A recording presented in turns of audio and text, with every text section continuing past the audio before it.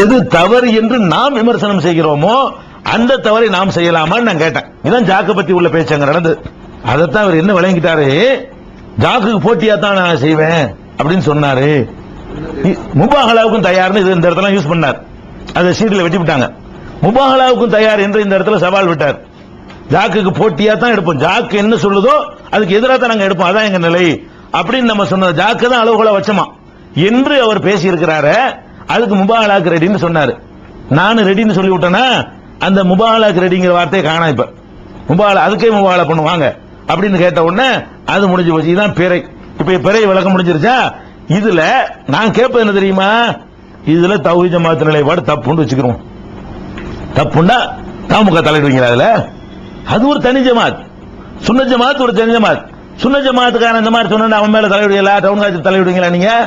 அது சுன்ன ஜமாத்துக்கான அவங்க கொள்கை, அது இது உங்க கொள்கை, அப்படில போவணும். இதான் நீங்க அடிப்படையாக கவனிக்க வேண்டிய விஷயம். அது தமுக சம்பந்தம் இல்ல. நான் வெளியேற்றப்படுகிற சூழ்நிலை உண்டானதுக்கு பிறை காரணமா இருக்க முடியாது. வேணா காரணமா இருக்குமானால் ஒரு காரணம். என்ன காரணம்? நாம ஒரு தலைவர், நம்ம போய் இவர்கிட்ட சொல்றோம், கேட்க மாட்டேன்ட்டார, அதனால இவன் இருக்கக்கூடாது வேண்டாம், அது காரணமா இருந்திருக்கலாம். அப்படி ஒரு எண்ணம் உங்க உள்ளத்தில் இருக்குமே ஆனால் அது வேண்டால் காரணமா இருந்திருக்கலாம். அதுக்கு தான் இதை சொல்றீங்க. அடுத்து என்ன முக்கியமான விஷயம் கேட்டா, அந்த இதை கொண்டு வர்றாரு, பீஸ். பீஸ்ல நடந்தது தெரியுமா உங்களுக்கு? எவ்வளவு பெரிய தாவா எல்லாருக்கும் செய்ய வேண்டியதானே. தாவா செய்யறது என்ன பாரபட்சம் என்ன? அவங்களும் தௌஹீத்வாதிகள் தானே என்றெல்லாம் அவங்களுக்கு பெரிய சர்டிபிகேட் எல்லாம் கொடுக்கிறார். நாம பீஸ்ல கலந்து கொள்ளாததற்கு காரணம் என்ன என்று கேட்டால், அதை நடத்தக்கூடியவர்கள் ஐஎஃப்டி என்ற ஒரு அமைப்பு இடம்பெறாங்க. ஐஎஃப்டி என்பது ஜமாத் இஸ்லாமியுடைய ஒரு துணை நிறுவனம். ஜமாத் இஸ்லாமி தான் அது. அந்த ஜமாத் இஸ்லாமியுடைய கொள்கை என்ன? மதுஹபுகள் தேவை என்பது அவங்களுடைய கொள்கை.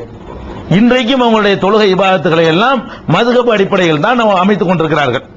டாக்டர் கேவிஎஸ் அபி முகமதுல இருந்து அங்கு உள்ள தலைவர்கள் வரைக்கும் அவங்க சார்ந்திருக்கிற மதுஹப் அடிப்படையில் தான் தங்களுடைய வணக்கத்தை அமைத்துக் கொண்டிருக்கிறார்கள். அமைத்துக் கொண்டிருப்பது மாற்றமல்ல, அதனுடைய பவுண்டர் என்று சொல்லக்கூடியவர் அபுல் அலா மௌதூதி, ஜமாத் இஸ்லாமிக்கு பவுண்டர் அவர் தான். அந்த அவருடைய நூல் மட்டும்தான் அவங்களுடைய நிறுவனத்தில் விற்குவாங்க, வாங்குவாங்க, படிப்பாங்க. வேற ஆளுக்கு நூல் எவ்வளவு பெரிய அற்புதமான நூல்கள் தான் வைக்க மாட்டாங்க. அந்த அளவுக்கு மௌதூதி அவர்கள் மதிக்கிறாங்க. அந்த அபுல் அலா மௌதூதி எழுதின 2 புஸ்தகத்துல மதுஹபை நியாயப்படுத்தி எழுதியிருக்கிறார். ஒரு புஸ்தகம் மாலை அமர்வுகளிலே அப்படின்னு ஒரு புஸ்தகம், அதுல மதுஹபை நியாயப்படுத்துறார். அதே மாதிரி இதுதான் இஸ்லாம் என்ற தலைப்புல ஒரு புஸ்தகம் போட்டாங்க. பார்ட் 1 பார்ட் 2 இருக்கும். இந்த பார்ட் 2 இல்லாம பார்ட் 1 போட்டுட்டு இருக்காங்க. முன்னாடி 2 பார்ட் சேர்த்து வந்துச்சு. அந்த 2வது பார்ட்ல மதுஹபை நியாயப்படுத்தி எழுதியிருக்கிறார். அந்த 2வது பார்ட் இருக்குது, வேண்டாம் காட்டலாம், இப்போ அவங்கள்ட்ட கேட்டாலும் தருவாங்க.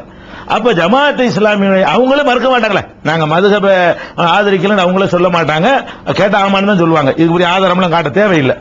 அப்ப அந்த பீஸ் கண்காட்சியை நடத்தக்கூடியவர்கள் அதுல ஒரு நிறுவனம் ஜமாத் இஸ்லாமி, அவங்க மதுஹபை நியாயப்படுத்தக்கூடியவர்கள். இது ஒரு விஷயம். அது மாதிரி ஐஆர்ஜிசிங்கிற ஒரு அமைப்பும் அதை நடத்துதுன்னு வருது. இந்த ஐஆர்ஜிசிங்கிற அமைப்பு என்ன அமைப்பு என்று கேட்டீங்கன்னா, அவர் குர்ஆன் ஹதீஸோட 3வது சலபு சாலிஹினை ஏத்துக்கிறேன்னு அப்படிங்கிறாங்க. குர்ஆன் ஹதீஸ் ஆதாரமா, ஆனால் குர்ஆன் ஹதீஸ்ல உள்ளதுக்கு சலபு சாலிஹின்கள் முன்னோர்கள் ஏதாவது விளக்கம் கொடுத்திருந்தார்களே ஆனால் அந்த குர்ஆனுடைய அர்த்தத்துக்கு மாற்றமா இருந்தாலும் சரிதான், அந்த சலபு சாலிஹினை தான் எடுத்துக்கணுங்கிற அளவுக்கு என்னிடத்திலே அவர்கள் பேசினார்கள். தௌஹீத் ஜமாத் ஆபீஸ்ல சந்திச்சு பேசும் பொழுது குர்ஆன் ஹதீஸுக்கு மாத்தமா சலபு சாலிஹின் சொன்னா கூட அதையும் ஏத்துக்கணும், அவங்களும் அது ஒழுங்கா புரிஞ்சிருப்பாங்க.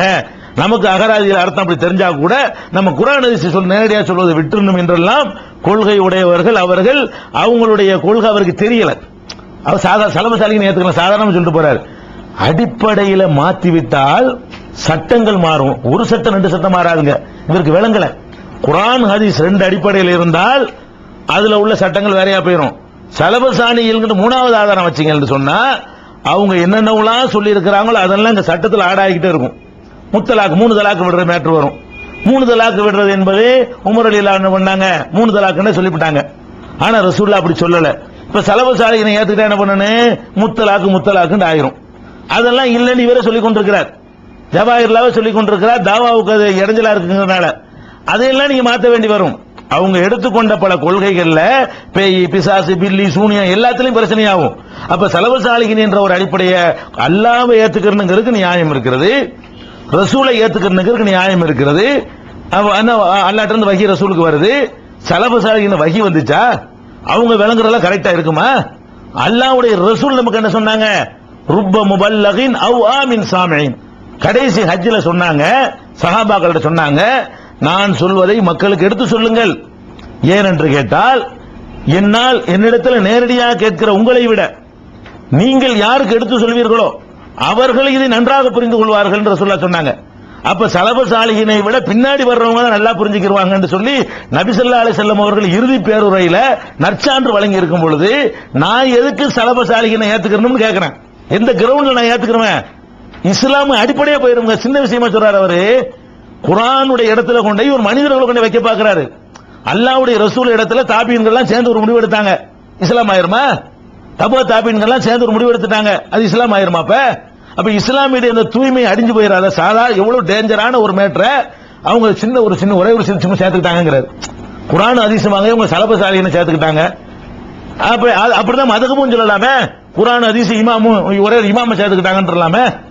மதுகபை இதே இவர் சொன்ன ஸ்டைல்லையே மதுகபை நியாயப்படுத்தலாமே. இவங்க குர்ஆன் ஹதீஸுமாங்க, அந்த மதுகபுக்காரங்க குர்ஆன் ஹதீஸ் இமாம்னு சொல்லுவாங்கன்னா முடிஞ்சு போச்சா கதை?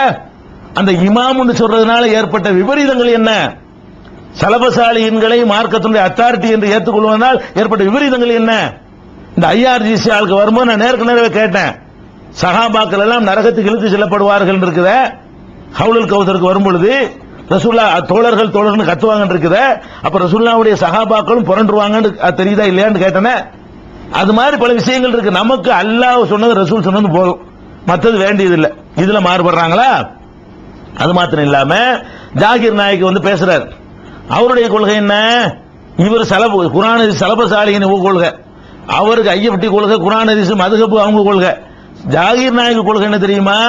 அந்த பீஸ் நிகழ்ச்சியிலேயே அவர் பேசின உரையிலேயே சொன்னாரு, இஸ்லாத்தினுடைய அடிப்படை 4 குர்ஆன் ஹதீஸ் இஜ்மா கியாஸ்ன்றார். இஜ்மா கியாஸ் ஒன்னு இருக்கா மார்க்கத்துல? இஜ்மான ஏகபித்த முடிவும். ஏகபித்த முடிவு எப்படி மார்க்க ஆதாரமாகும்? அல்லாஹ் வந்து ஏகபித்த முடிவுக்கு இடம் இருந்தா எதுக்கு தூதர் அனுப்புறான், வகி அனுப்புறான்?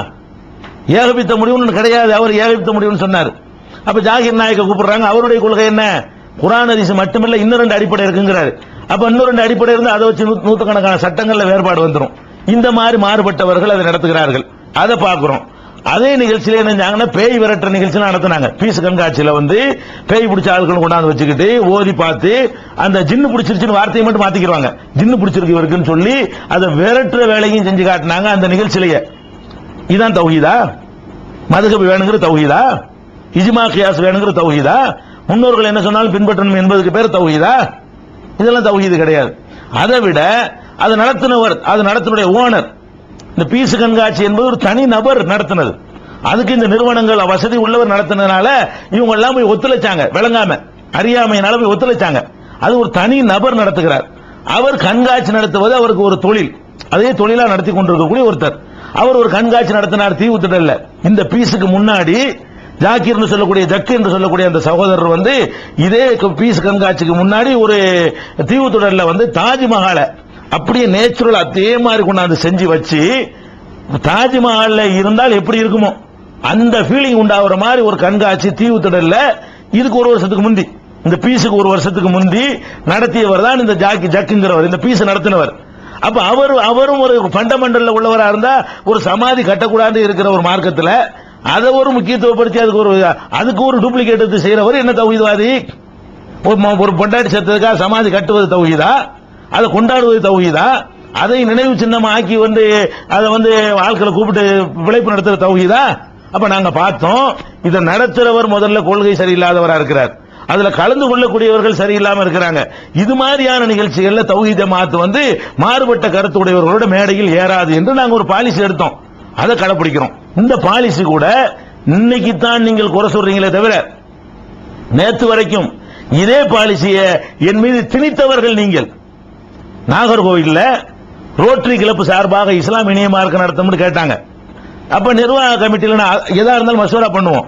நிர்வாக கமிட்டியில இருக்கும்போது நான் அதை பேசுறேன், இந்த ரோட்டரி கிளப்ல கேட்கறாங்க இஸ்லாம் இணைய மார்க்க நடத்துறதுக்குன்னு சொல்லி. அப்ப இந்த ஜவாஹிர்லா ஹைதர் எல்லாருமே அதை வந்து அப்ஜெக்ஷன் பண்ணாங்க, வேணாம், ரோட்டரி கிளப்புங்கிறது பலவிதமான காரியங்கள் செய்யக்கூடிய ஒரு கிளப்பு, அதன் பேர்ல போய் நம்ம நிகழ்ச்சி நடத்தணும்னு சொன்னா அந்த செயலுக்கெல்லாம் நம்ம அங்கீகாரம் கொடுத்த மாதிரி போயிடும் அப்படின்னு எனக்கு ஒரு அட்வைஸ் சொன்னாங்க. கமிட்டியில தனிப்பட்ட முறையில் மசூராவில் அந்த மாதிரி அட்வைஸ் பண்றாங்க. நான் அதை மேனான்னு சொல்லிட்டேன்.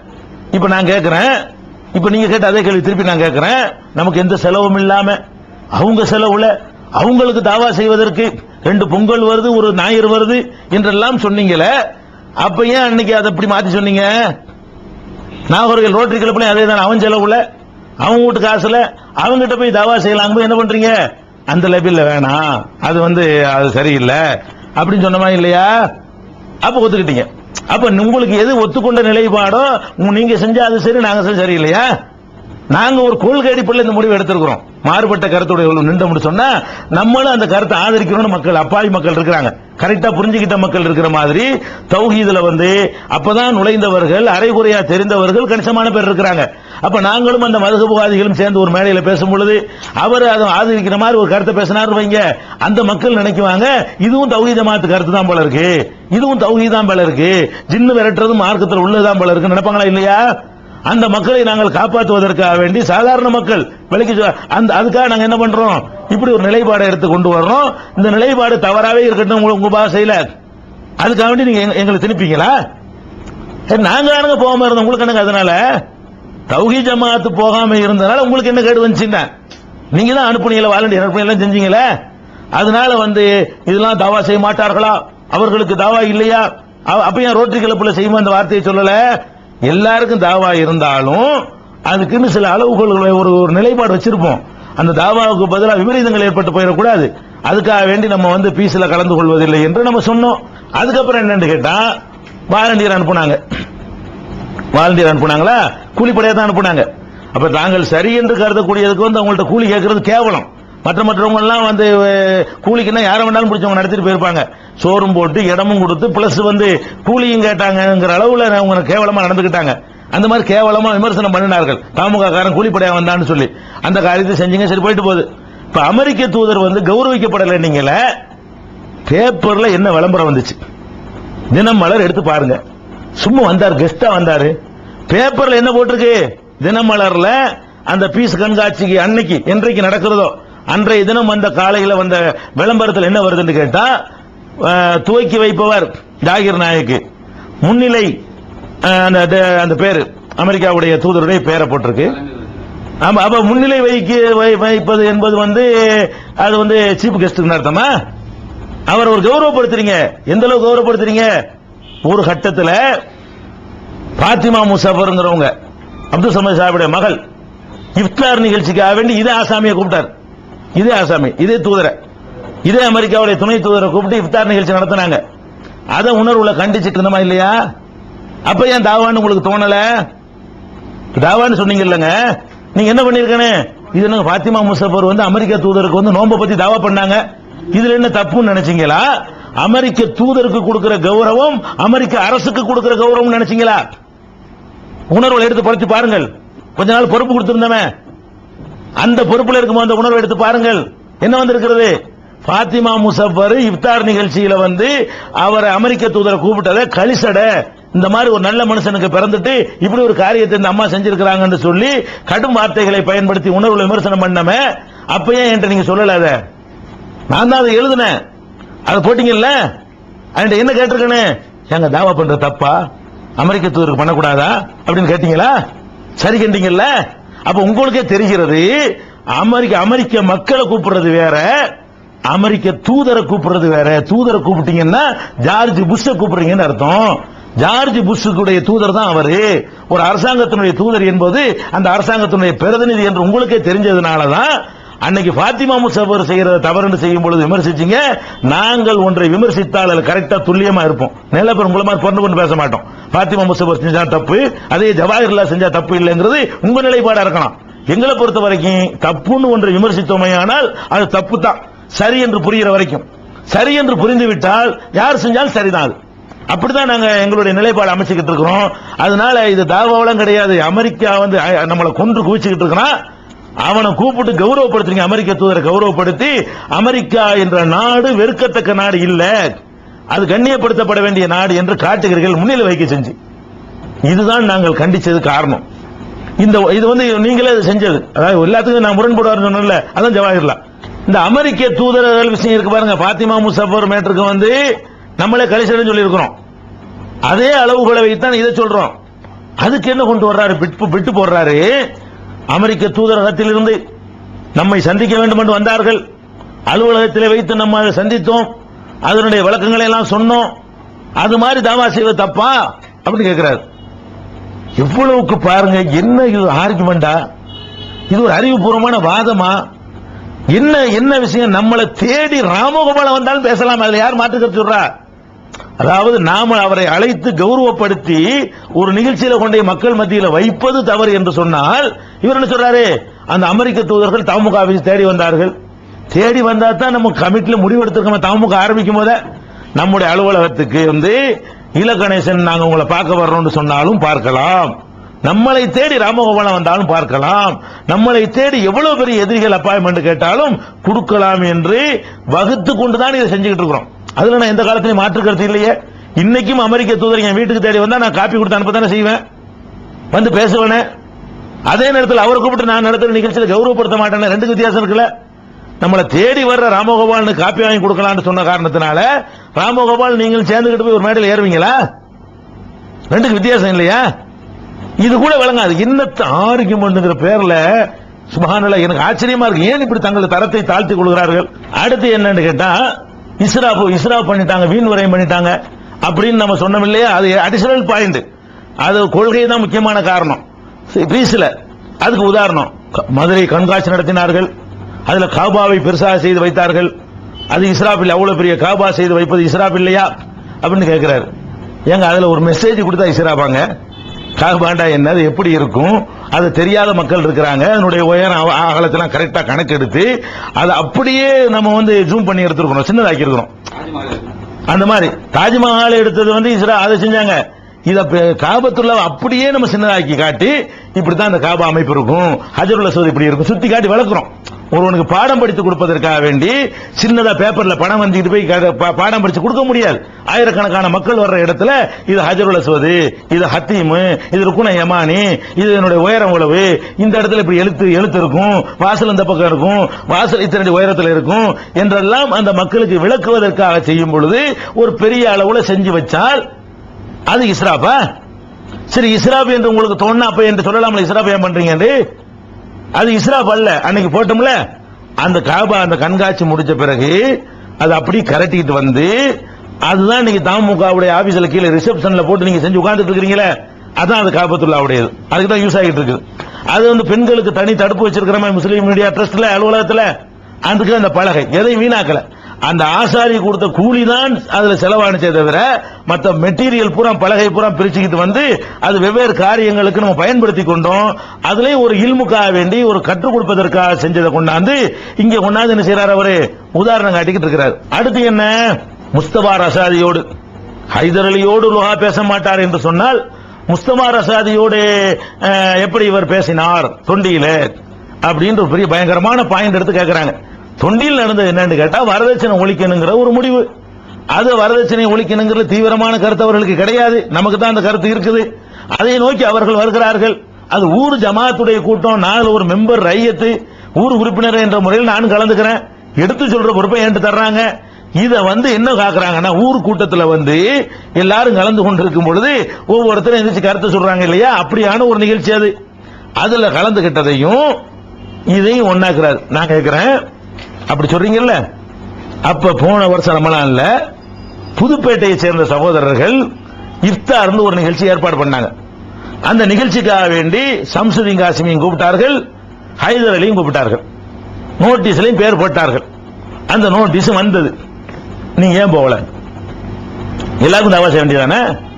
சம்சுதீன் காசிமியோட நீங்க போகலன்றதுக்கு ஒரு நிலை இருக்குமானால் ஹைதர் அலியோட நான் பேச மாட்டேன் என்று லுஹா சொல்வதற்கு ஒரு நிலை இருக்காதா? உங்களுக்கும் சம்சுதீன் காசிமிக்கும் குலாமுக்கும் உங்களுக்கு மத்தியில நீண்ட கால பகை இருக்கிறதுனால அவரோட அவர் சேர்ந்து இருக்கிறாருங்கிற ஒரு காரணத்தினால நீங்க மறுத்தீங்கல்ல, அதான் மறுத்திருக்கீங்க நான் நினைக்கிறேன். அதனால சம்சுதீன் காசிமியோட வந்து போக கூடாது. ஒரு மேடையில் பேச மாட்டீங்க.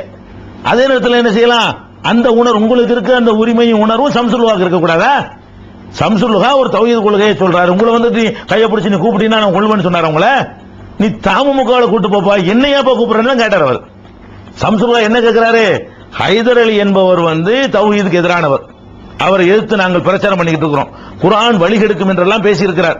அப்படிப்பட்டவரோடு சேர்ந்து நான் ஒரு மேடையில் பேச முடியாது அப்படின்றாரு. விட்டுட்டு போய் நீ நடத்திட்டு போக வேண்டியான.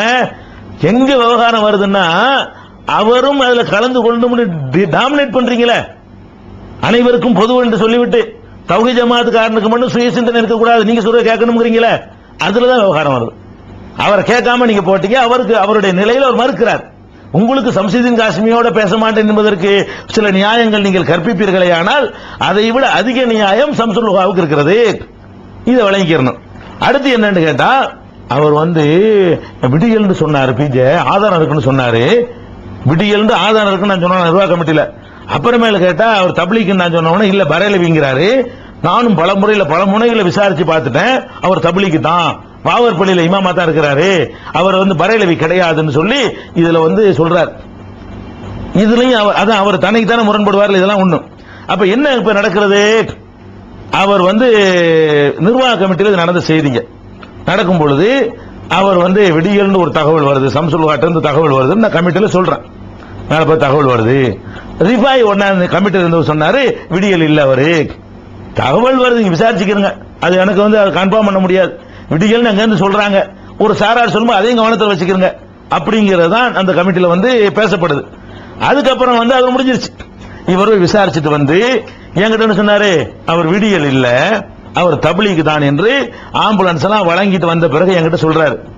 நான் சொன்னேன், எதை வச்சு தப்லீக்ங்கிறீங்கன்னு கேட்டேன்.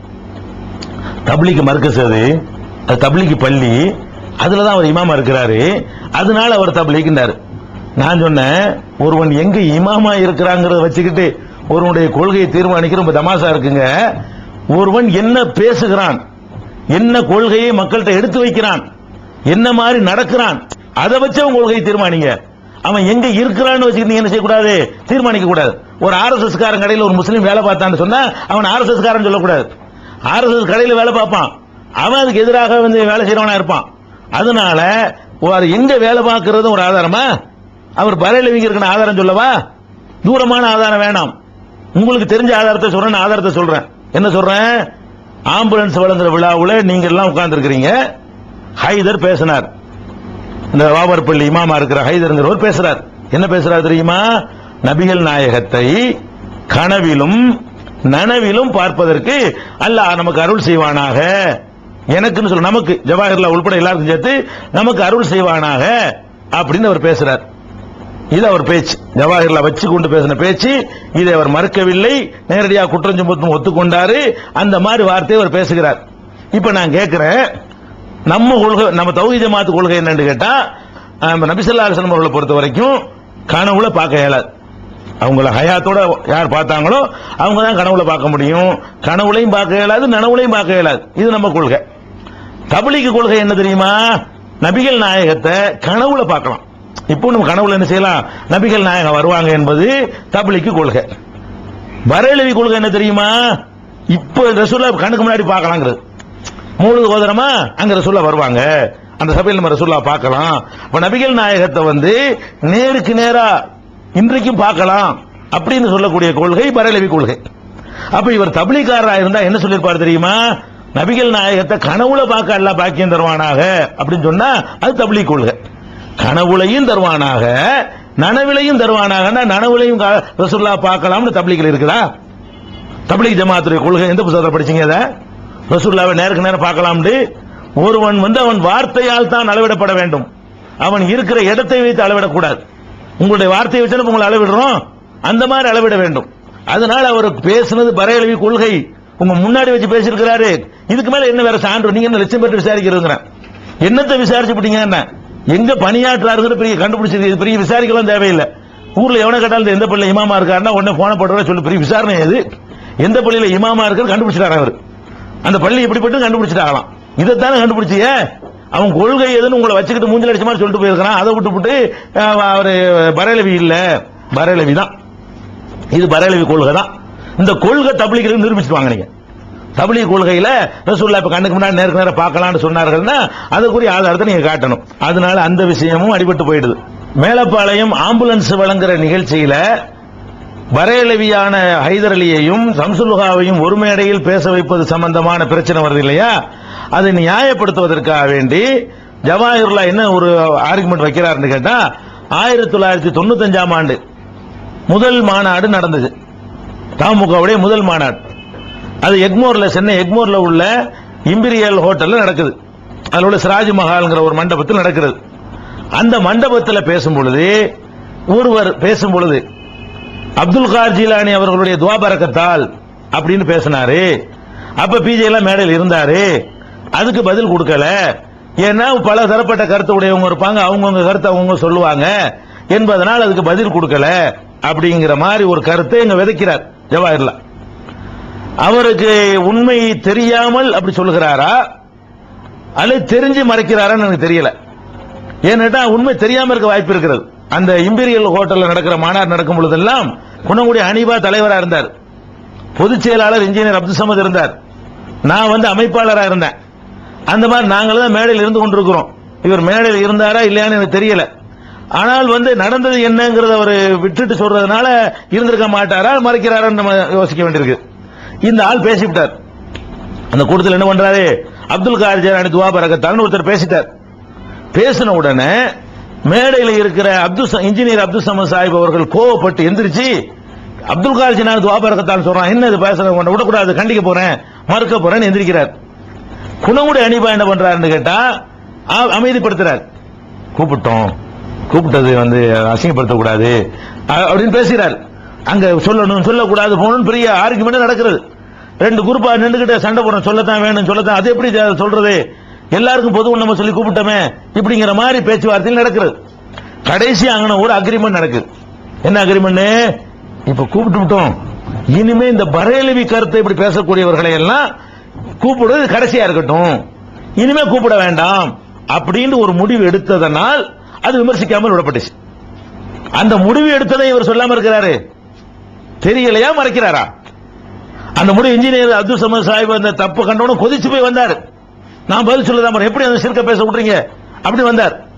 அப்ப அந்த ஒரு தடவை தெரியாம நம்ம கூப்பிட்டு விட்டோம், இனிமேல் கூப்பிடக்கூடியவர்கள் இந்த எஸ் ஹைதர் அலி மாதிரி ஆட்களா இருக்கக்கூடாதுன்னு அன்னைக்கு முடிவு எடுத்தோம். அந்த முடிவின் அடிப்படையில் அந்த நியாயத்தை கேட்டோம்.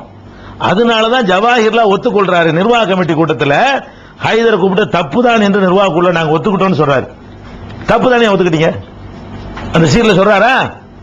ஜவாஹிர்லா சொல்றாரு, ஹைதர் அலி கூப்பிட்ட பிரச்சனை வந்துச்சு, அது தவறுதான், இனிமேல் நடக்காம பாத்துக்கிறோம்னு சொன்னீங்களே, தவறுதான் என்று நீங்க ஒத்துக்கிட்ட காரணம் என்ன? களிமா சொல்ல அனைவருக்கும் பொது என்ற வாதத்தின்படி தவறு இல்லதானே, அது ஏன் தவறுன்னு ஒத்துக்கிட்டாங்க? அந்த எக்மோர் இம்பீரியல் முதல் மாநாட்டிலேயே 95லேயே இந்த தீர்மானத்துக்கு வந்தோம். தௌஹீது ஷிர்க் சொல்றவர்களை கொண்டார், அதை ஏற்றி அதை பேசக்கூடாதுன்னு முடிவு எடுத்தோங்கிறத மறந்து விட்டு மக்களுடைய மறதியில நம்பிக்கை வைத்து என்ன செய்யறாரு, அநியாயத்துக்கு உண்மைக்கு மாறான செய்திகளை எல்லாம் அள்ளி தெளிச்சிருக்கிறார். நான் சொன்னா ரிஃபாயிட்ட ஃபைட் பண்ணுங்க, போய் லுகாவோட சேர்ந்து அடிச்சு சாவுங்க அப்படின்னு சொன்னேன். இவர் தான் சண்டை போட சொன்னாரு, இவர் தான் அதை சண்டையை மூட்டி விட்டாரு என்ற மாதிரியான ஒரு கருத்தையும் அதுல சொல்லி இருக்கிறாரு. அதுவும் நிர்வாக குழு நடந்த மெசேஜ் தான், மேட்டர் தான். அது நிர்வாக குழு நடக்கும் பொழுது அது எப்படி உங்களுக்குள்ள பிரச்சனை வர்றதை பேசுறோம், மேலப்பாளைய மேட்டரை வைத்துக் கொண்டு அதுல என்ன அடிப்படைன்னு பேசும்போது பாக்கர் ஒரு கருத்தை சொல்றாரு. எல்லாத்துக்கும் காரணம் தனி மனித மோட்டிவ் தான். லுகாவுக்கும் ரிஃபாய்க்கும் மத்திய உள்ள தனி மோட்டிவ்னாலதான் இந்த விவகாரம் ஏற்பட்டிருக்குங்கிற கருத்தை ஒரு பாக்கர் ஃபர்ஸ்ட் பதிவு பண்றாரு. இப்ப நான் சொல்றேன், இப்படி பேசிக்கிட்டு இருந்தா தீர்வு என்ன செய்யணும் அப்படிங்கும்போது நான் ரெண்டு ஆப்ஷனை சொல்றேன். ஒன்னு என்ன சொல்றேன்னு கேட்டா, நீங்க போய் கௌரவம் பார்க்காதீங்க, லுகாவோட சந்திச்சு சமரசம் ஏற்படுத்தி கொண்டு மார்க்கத்து நல்லிணக்கத்தை ஏற்படுத்தி சரி நடந்து போச்சு, ஒத்த மனசாம வேணாம், இனிமே நம்ம எல்லாம் கலந்து ஒரே மாதிரி போய்கிட்டு அப்படிங்கிற மாதிரி போய் செய்யறாந்தா அதை செய்யுங்க. நான் சொல்றேன், ரிஃபாயிட்ட நேர்காணல சொல்றேன், கமிட்டியில சொல்றேன், எல்லாரும் வச்சுக்கிட்டு சொல்றேன், அதை செய்யறாந்தா செய்யுங்க. அப்படி இல்லைன்னு சொன்னா உங்க ஊர் அளவுக்குள்ள ஒரு தனி நிலைப்பாடு எடுத்துக்கொண்டு வகுத்து கொண்டு அது மாதிரி நீங்க பிரிச்சுக்கிறீங்க பணிகளை. எப்படி பிரிச்சுக்கிறீங்க? மேலப்பாளையத்திற்கு உள்ளே நடக்கக்கூடிய தமுகவுடைய எந்த நிகழ்ச்சியிலையும் லுகாவை சேர்க்காதீங்க, மோதல் வராது. மேலப்பாளையத்தில் இருக்கிற தௌஹீத் ஜமாஅத் தௌஹீத் நிகழ்ச்சி எந்த ஒன்றிலையும் நீங்க சேரணும்னு விரும்பாதீங்க, அவர் பார்த்துக்கிட்டோம். இப்படி பண்ணிக்கிட்டீங்கன்னா ரெண்டு பேரும் தனித்தனி டிராக்ல அந்த ஊரை பொறுத்த வரைக்கும் போய்கிட்டு இருப்பீங்க, உங்களுக்குள்ள சண்டை வராது. ஒன்னு சேர்ந்து போக முடிஞ்சா சேர்ந்து போங்க, சேர்ந்தே போக இயலன்னு சொன்னீங்கன்னா இந்த மாதிரி பண்ணுங்க, அப்பவும் பிரச்சனை வராது. அதுவும் செய்யலன்னா அடிச்சுக்கிட்டு முட்டிக்கிட்டு மோதிக்கிட்டு சாவுங்கன்னு சொன்ன. இது பிரிக்கிறதுக்கு சொன்னதா சேர்ந்து போறதுக்கு சொன்னதா? ரெண்டு பேரும் அடிச்சுக்கிறாங்க, ஒழுங்கா சேர்ந்தா சேர்ந்து அடிச்சுக்கிட்டு சாவுங்கடா சாவு சொல்றேன்னு சொல்றதா? அடிச்சுக்கிட்டு சாவுங்க என்பதே சாவாதிங்கிற இடத்துல பயன்படுத்துறது வழக்கத்தில் இருக்கிறது. அந்த கான்செப்ட்ல அந்த வார்த்தை வருது. அவர் ப்ரொஃபஸரா இருக்கிறனால அது கூட வழங்கல வருது. அந்த வார்த்தையை மட்டும் பிடிச்சிட்டாரு போல இருக்கு. அந்த வார்த்தையை வச்சுட்டு இவர் அடிச்சுக்கிட்டு சாவ சொன்னாங்க. இவ்வளவு ஷார்ப்பா அறிவு சிந்திக்கிறார் பாருங்களேன். டவுன் காட்சியை சிந்திச்ச மாதிரி தான் எல்லாத்தையும் சிந்திக்கிறார். அதாவது ஒண்ணு கிடக்கும் கோளாறு. நான் அடிப்படையில் வழங்குறேன். கோளாறு எங்க இருக்குன்னு கேட்டா இவருடைய புரிந்து கொள்றதுல உள்ள கோளாறு தான் எல்லாமே. எதையும் கரெக்டா புரிஞ்சுக்கிறாம ஒண்ணு கிடக்க ஒண்ணு புரிஞ்சுக்கிட்டாரு பாருங்க.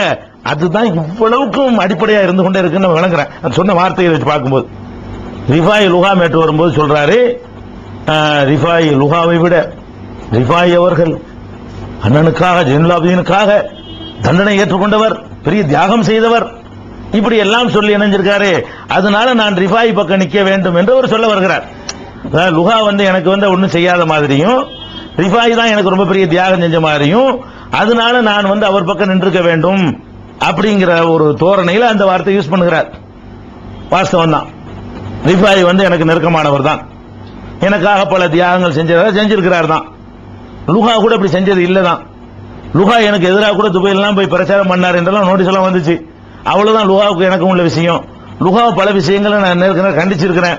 அந்த மாதிரியான ஒரு மனஸ்தாபங்கள்லாம் கூட லுகாவுக்கு எனக்கு ஏற்பட்டிருக்கிறது. அப்படி இருக்கும் பொழுது நான் தனிப்பட்ட ஒரு ஆசாபாசத்தின் அடிப்படையில் முடிவெடுப்பதாக இருந்தால் ரிஃபாய் பக்கம் தான் நிக்கணும். அப்படி இருக்கும் பொழுதும் நான் லுகா பக்கம் நிக்கிறேன்னா என்ன காரணம்? எனக்கு உதவி செய்தது என்ற அடிப்படையில் அவர் என்ன எதிர்பார்க்கிறார்னு கேட்டா, எனக்கு யார் ரொம்ப உதவி செஞ்சாங்களோ, யார் நெருக்கமா இருந்தாங்களோ, அவங்க பக்கம் அநியாயம் இருந்தாலும் அவங்களை நான் சப்போர்ட் பண்ணுவேன்னு ஒரு வாதம் வைக்கிறார். அந்த வாதம் நம்மள்ட்ட கிடையாது. அநியாயம் செஞ்சவன் பக்கம் நான் நிக்க மாட்டேன், எனக்கு வேண்டியவர் தான். ரிஃபாய் எந்த அளவுக்கு வேண்டியவர் தெரியுமா? இந்த சம்பவத்திற்கு பிறகும் கூட, மேலப்பாளையம் சம்பவத்துக்கு பிறகும் கூட அவர் இஸ்லாம் இணைய மார்க்கத்தில் டிவியில பார்த்திருந்தீங்கன்னா அரங்க இயக்கம் அதை பாக்கர் வெளியிட்டு வந்தார். ஒவ்வொரு இஸ்லாம் இணைய மார்க்க நிகழ்ச்சியிலையும் அவர் அட்டன் பண்ணுவார். அரங்க இயக்கம் கேமராக்கு முன்னாடி நிற்பார். லுகா அந்த மாதிரிலாம் எனக்கு பங்களிப்பு செய்ததில்லை. ரிஃபாய் தான் எனக்கு நெருக்கமானவர். ஆனால் இந்த மேற்றில் அவர் பக்கம் அநியாயம் இருக்கிறது. நான் பார்த்தது என்னன்னு கேட்டா, எனக்கு அவருக்கும் இந்த சம்பவத்துக்கு முன்னாடி எந்த சண்டையும் கிடையாது. மேலப்பாளையம் சம்பவத்திற்கு முன்னாடி வரைக்கும் ரமலான் நிகழ்ச்சியை தயாரிக்கும் பொழுது கூட அவர் வந்திருந்தார், உட்கார்ந்து ஒண்ணா தயாரிச்சோம். அப்ப எங்களோட எல்லா வகையிலும் ஒட்டி இருக்கக்கூடியவர் யாருன்னு பாத்தீங்கன்னா லுகாவை விட ரிஃபாய் தான். அப்படி இருந்தும் லுகா பக்கம் நிக்க காரணம் என்ன? மேலப்பாளையம் மேட்டர்ல ரிஃபாயின் பக்கம் நியாயம் இல்லை, லுகாவின் பக்கம் நியாயம் இருந்தது, கொள்கை இருந்தது. அந்த விஷயத்தில் ஒரு அரசியல் பண்ணாரு, கேம் விளையாண்டாரு, பேர் கொடுக்காம இருந்து ஒரு பேரை போட்டு போஸ்டர் அடிச்சாரு. அப்படி ஒருத்தன் அநீதி இழைக்கப்பட்ட காரணத்தினால நான் எப்போதும் அநீதி இழைக்கப்பட்டவன் பக்கம் நிற்பேன். அதுல நட்பு எல்லாம் நான் பார்க்க மாட்டேங்கிறது, அது எனக்கு பிளஸ் பாயிண்ட் சொல்லிட்டு போனால சொல்லுங்க. எனக்கு வேண்டியவரா இருந்தும் இப்படி செய்தாருங்கிறதுக்கு அதான் எனக்கு பிளஸ். நான் சத்தியத்தில் இருக்கிற ஆதாரம் இது, விமர்சனத்துக்கு உரியது கிடையாது. எனக்கு மகிழ்ச்சி தரக்கூடிய ஒரு விமர்சனம் தான். நல்லா செஞ்சுட்டு போங்க. அடுத்து என்ன சொல்றாரு தெரியுமா? தௌஹீதே நுழைய முடியாத ஊர்கள் எல்லாம் தமுக வைத்துக் கொண்டு நுழைய செஞ்சோம். தௌஹீதுக்கு பயங்கரமா நாங்க தான் ஒத்துழைப்பு செஞ்சோம். ஏர்வாடியில தௌஹீது இல்லை, தமுக தான் இருக்குது, அதை வச்சுதான் தௌஹீதுங்கிறார். ஏர்வாடியில தமுகவுக்கு முன்னாடியே ஜாக்கு இருந்து தௌஹீது வேலை, அவங்க தௌஹீது வேலை செஞ்சுக்கிட்டு தான் இருக்கிறாங்க. வழங்குதா? தமுக இப்ப கிடையாது. அதே மாதிரி லெப்பக்குடி காட்டுல தமுக வந்த பிறகு தௌஹீதான். தமுக வந்த பிறகு தௌஹீதா, தௌஹீது வந்த பிறகு தமுகவா? தமுக வந்த பிறகு தௌஹீதுனா லெப்பக்குடி காடும் அந்த பெரம்பலூர் மாவட்டம் மொத்தமா ரிசைன் பண்ணி கிளையே இல்லாம ஆகி போச்சு. அதுக்கு என்ன காரணம்? தமுகனால தௌஹீதுனா ரிசைன் பண்ணிருப்பாங்களா உங்களோட நிர்வாகிகள்னா? தௌஹீதுனால தமுக. எப்ப நீங்க தௌஹீது வேணானீங்களோ மொத்தமா காலி பண்ணிட்டு போயிட்டாங்க. அப்ப லெப்பக்குடி காட்டுல தௌஹீது நம்ம இல்ல, பள்ளிவாசல் வரைக்கும் இருக்கு எங்களுக்கு, அதுல போய் தொழுகை நடக்குது, வாரம் கிளாஸ் நடந்துகிட்டு இருக்குது. தமுக வந்த பிறகுதான் அங்க பயான் நடந்துச்சுங்கிற மாதிரியான சித்திரம் கிடையாது. அதனால அது மாதிரி மதுரையில தௌஹீத் ஜமாத்துக்கு கூட்டத்துக்கு அனுமதி வாங்கி கொடுத்துறாங்களாம். என்ன அனுமதி வாங்கி கொடுத்தீங்க? மொத்தம் இந்த தௌஹீத் ஜமாத்து செயல்பாட்டில் இந்த ஒரே ஒரு கூட்டம் தான் மதுரையில இருந்து அனுமதி வாங்கி கொடுத்தீங்களா? நீங்க அனுமதி வாங்கி கொடுக்கலன்னா நாங்க வாங்க இயலாதா? இந்த அனுமதி எங்களுடைய பலம் உங்களுக்கு இருக்க போய் தானே அதிகாரிகள் தொடர்பு. பின்னாடி தௌஹீத் ஜமாத் மக்கள்லாம் இருக்காங்க, நீங்க தலைவர் உங்களை காட்டிக்கிட்டீங்க. இந்த அனுமதி என்ன எத்தனை ஊர்களில் நாங்க நடத்திக்கிட்டு இருக்கிற கூட்டம், அதுக்கெல்லாம் நீங்க தான் அனுமதி வாங்கி கொடுத்தீங்களா? உங்களை கேட்டு அனுமதி வாங்கினாங்களா? நீங்க ஏதோ ஒரு யாரோ சொன்னாங்கன்னு அதிகாரி தெரிஞ்சால்கிட்ட பேசியிருப்பீங்க. அப்படி இல்லைன்னா நாங்க அந்த கூட்டம் நடத்திருக்க மாட்டோமா? மாநாடு நடத்தணுமா? தௌஹீத் மாநாடு இந்த ஊர்ல நடத்திருக்கிறோமே. அதுக்கு முந்தைய எத்தனை கூட்டங்கள் நடத்திருக்கிறோமே. நான் தான் வாங்கி கொடுத்தேன். எவ்வளவு ஆணவம் ஒன்று பாருங்களா. இவர் தான் வாங்கி கொடுத்தாராம். அந்த தௌஹீதுக்காரன் முகவரி கொடுத்திருக்கிறான். நான் தான் வாங்கி கொடுத்தேன். என்னுடைய தொடர்பு. இவர் அதுக்கு முந்தைய தொடர்புல இருந்தார் பாருங்களேன். இந்த ஜமாத்து சேர்ந்து உங்களை தலைவர்னு அறிமுகப்படுத்தினால வந்த ஒரு அறிமுகம் இதெல்லாம். இப்ப வேண்டா எதிர்த்து பாருங்களேன். தௌஹீத் ஜமாத்து கூட்டம் போடக்கூடாம உங்க செல்வாக்கு பயன்படுத்துங்களா பார்ப்போம். போட்டு காட்டணுமா? நாங்க களத்தில் நின்று போராடி கொண்டே இருக்கக்கூடிய தௌஹீத் இயக்கத்தினர், தௌஹீத் ஜமாத்துக்காரங்க உங்களுடைய தயவுல எல்லாம் நிக்கணுங்கிற நிலையில எங்களுக்கு கிடையவே கிடையாது. இது ஆபத்தில் வச்சுக்கிறங்க. அடுத்து என்ன? இந்த மஸ்தாண்டு ஒரு ஆளுடைய கடிதம். மஸ்தாண்டு ஒரு ஆள் எனக்கு கடிதம் எழுதினாரு. அந்த கடிதத்தில் என்ன எழுதுறாருன்னு கேட்டா, நீங்க வந்தீங்க, அதாவது கடிதத்தில் விளக்கம் கேட்டு எழுதலாம். இந்த பொதுக்குழுவை பத்தி அவர் என்ன செய்யறாரு? அவரே தீர்ப்பளிச்சு எழுதுறாரு. வந்தீங்க, இந்த மாதிரி ஒரு பக்கம் சாய்பா நடந்துட்டீங்க, நீங்களா பொதுக்குழு கூட்டினீங்க அப்படின்னு சொல்லிட்டு ரிஃபாய் நல்லவர் மாதிரியும் லுஹா கெட்டவர் மாதிரியும் ஒரு கடிதத்தை எழுதுறாரு. நான் சொன்னேன், நான் தீர்மானித்தது மனிதன் எல்லாரும் தப்பு செய்யறவன். லுஹாட்டையும் தப்பு இருக்கும், ரிஃபாய்ட்டு நான் எழுதின சாராம்சம். ரிஃபாய்ட்டையும் தப்பு இருக்கும், லுஹாட்டையும் தப்பு இருக்கும். ஆனால் தப்புகளில் நான் பார்ப்பது மார்க்கம், கொள்கை, அதில் உள்ள உறுதி. இந்த விஷயங்களை எடுத்துக்கொண்டால் ரிஃபாயை விட லுகாவிடத்தில் நான் கூடுதல் தகுதியை பார்க்கிறேன். லுகா 5 வேளை தொழுகைக்கும் பள்ளிவாசலுக்கு போவாரு, தஹஜ்ஜத் வரைக்கும் தொழுவாரு. இவர் பள்ளிவாசல் பக்கத்தில் இருந்தும், தௌஹீத் பள்ளி பக்கத்தில் இருந்தும் கூட பள்ளிவாசலுக்கு போகவே மாட்டாரு. வரதட்சணை கல்யாணத்தில் அட்ஜஸ்ட் பண்ணுவாரு. விதத்துகள் நடக்கிற இடத்துல ரிஃபாய் போய் கலந்துக்குவாரு. லுகா அறவே கலந்துக்கிற மாட்டாரு என்ற தகுதி அடிப்படையில் தான் நான் குறிப்பிட்டேன். மார்க்கம், கொள்கை என்று எடுத்துக்கொண்டால் அதில் ரிஃபாயை விட லுகா அதிகமான தகுதி உடையவர் என்ற அடிப்படையில் நான் என்ன அதை அந்த கடிதத்தில் எழுதியிருந்தேன். எழுதிட்டு சொன்னேன், நீங்கள் ஏற்பாடு செய்தீர்களே ஆனால் ரிஃபாயை லுகாயை வர சொல்லுங்க, நானும் வர்றேன். யாருக்கு தகுதி இருக்குது என்பதை இன்னும் வேற விஷயங்கள்லாம் இருக்கிறது, அதையெல்லாம் எடுத்து போட்டு ரிஃபாயி தகுதியான ஆளா லுகா தகுதியான ஆளா, யார் இடத்துல தவறு கூடுதல் குறைவு என்பதை அலசி நான் நிரூபிக்கிறேன்னு சொன்னேன். நிரூபிக்க வந்துட வேண்டியான பித்தனா பண்ணிட்டு இருக்கிறதுக்கு பதிலாக நிரூபிக்க வேண்டியதான. நீங்க லுகா மேல உள்ள தப்பை நீங்க எடுத்து போட வாய்ப்பு கிடைச்சிருக்கும்ல, ரிஃபாய் மேல உள்ள தப்பை எடுத்து போட வாய்ப்பு எங்களுக்கு கிடைச்சிருக்கும்ல, மக்களுக்கு உண்மை பளிச்சுன்னு வழங்கி இருக்கும்ல. இதை நான் கேட்டேன், தப்பா இது? இதான் விஷயம். அடுத்து இலாஹி நோட்டீஸ். இலாஹி நோட்டீஸ் போட்டு பரப்பிக்கிட்டு இருக்காங்க, பெரிய ரசூலுல்லாஹி குற்றம் சுமத்திட்டாருங்கிறாங்க. இதான் ஒரு மனிதருடைய முன்னுரையில முன்னாடியே நான் சொல்லி இருக்கிறேன். நாமெல்லாம் சேர்ந்து என்ன முடிவு எடுத்தோமோ அதை எப்போ ஒருத்தன் மறுக்கிறானோ அவன் ஒரு சந்தர்ப்பவாதின்னு அர்த்தம். ரோஷன் மஹால்ல எல்லாரும் எடுத்த முடிவு அதை விமர்சிக்கிறார். அமெரிக்க இந்த தொண்டர்களை பீஸ்ல இருந்து வாபஸ் வாங்கினது எல்லாரும் எடுத்தோம், அதை இப்ப விமர்சனம் பண்றார். ஃபஸலுல்லாஹி மேல எல்லாரும் நடவடிக்கை எடுத்தோம், இப்ப அது தப்புன்ற மாதிரி பிரச்சாரம் பண்ணி அவரோட கை கோத்துக்கிட்டு சேர்ந்துக்கிட்டாங்க. ஹாமித் பக்ரி மேல எல்லாரும் நடவடிக்கை எடுத்தோம், அது என்னமோ நான் எடுத்த நடவடிக்கை மாதிரி ஆக்கி அவர் கூட கை கோர்க்க பாக்குறாங்க. இதெல்லாம் ஒரு சந்தர்ப்பவாதிகளுக்கு அடையாளம். இலாஹி இப்ப என்னை பத்தி ஏதாவது சொன்னார்னா அதை எடுத்து நோட்டீஸா போட்டு இருக்காங்க. அப்ப இலாஹி ஹைதரை பத்தி எல்லாம் என்னமோ சொன்னார், அதெல்லாம் சரியா? இப்ப ஜவாஹிர்லா பத்தி சொன்னார, துபாய்க்கு போயிருக்கும் போது எப்படி நடந்துகிட்டான்னு ஒரு அற்புதமான வார்த்தையை போட்டு விமர்சனம் பண்ணி போட்டாரு, அதெல்லாம் ஓகேயா? பரப்புவோமா? ரிஃபாயை பத்தி சொன்னார, அசிங்கமான விமர்சனம் ரிஃபாயை பத்தி பண்ணாரு, அதெல்லாம். அப்ப லுகா இலாஹி என்பவர் எல்லாரையும் விமர்சனம் பண்ணினாரு. அவர் மீது நீங்க பொருளாதார குற்றம் சுமத்துனீங்க, ஊழல் குற்றம் சுமத்துனீங்க, வசூல் பண்ணி காசு தரலன்னு குற்றம் சுமத்துனீங்க, நிர்வாக கமிட்டியில் நடவடிக்கை எடுத்து நீக்கினீங்க அவரை. அப்படி ஒருத்தர் எதிரிக்கு எதிரி நண்பங்கிற லெவல்ல இப்ப என்னத்தான் கூடுதல் எதிரின்னு நினைச்சதுனால அவர் கைக்குள்ள போட்டுட்டு அவர் எடுத்து நீங்க பிரச்சனை பண்ற அளவுக்கு கேவலமா போயிட்டீங்களே. இது ஒன்னே மக்களுக்கு உண்மை புரிய வைக்குமா இல்லையா? என்னடா இது, திருட்டு போய் பட்டம் காட்டி ஒருத்தனை வேலை வரட்டினாங்க, இப்ப அந்த ஆள் கொடுக்குற சர்டிபிகேட் அந்த ஆள் கொடுக்குற நோட்டீஸை பரப்புறாங்க நினைக்க மாட்டாங்களா? அதாவதுங்க, தப்பு அது தன்னைத்தானே அடையாளம் காட்டும்னு சொல்லுவாங்க. உண்மைக்கு தான் வெளியில இருந்து அடையாளத்தை கொண்டு காட்டிக்கிட்டு இருக்கணும்.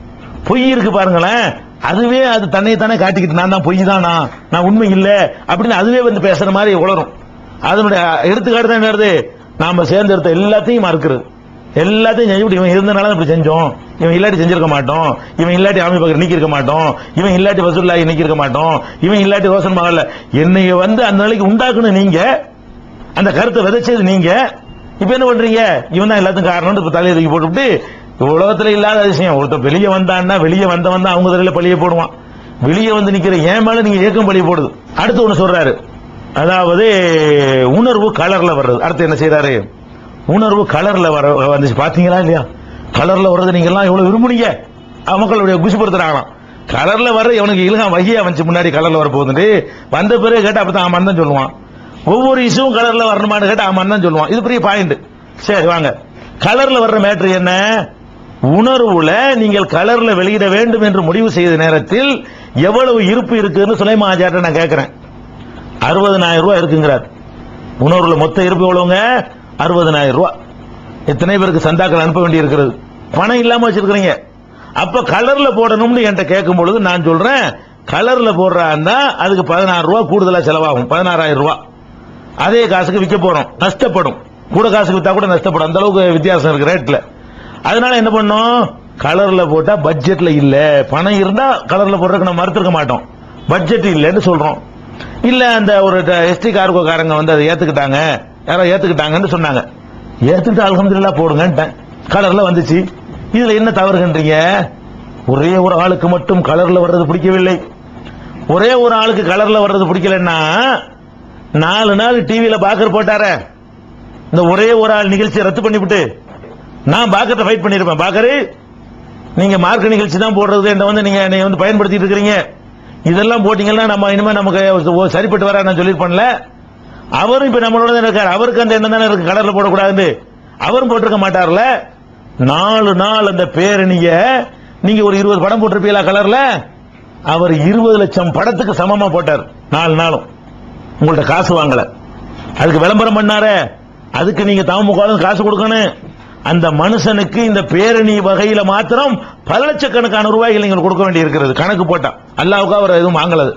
பேரணிக்கு விளம்பரம் பண்ணாரு, பேரணியை பற்றி விளக்குற கூட்டத்தை 4 நாளைக்கு ஒளிபரப்பினாரு. பேரணி முடிஞ்ச பிறகு நெஞ்சாரத அவர் வந்து அந்த பேரணியை முழுசா கொண்டு வந்தாரு. நீங்கள் கூட ஜவாஹிர்லாவுடைய உரையில எடிட் பண்ணி போட்டீங்க. உணர்வுல ஒரு வார்த்தையை கூட எடிட் பண்ணாமல் போட்டார். அது கலர் இல்லையா? உணர்வு சென்றடைகிற மக்களை விட அதிகமான மக்களை சென்றடையலையா? ஒரே ஒருத்தனுக்கு மட்டும் விருப்பம் இல்லைன்னு அது மட்டும் இப்படி வந்துச்சு.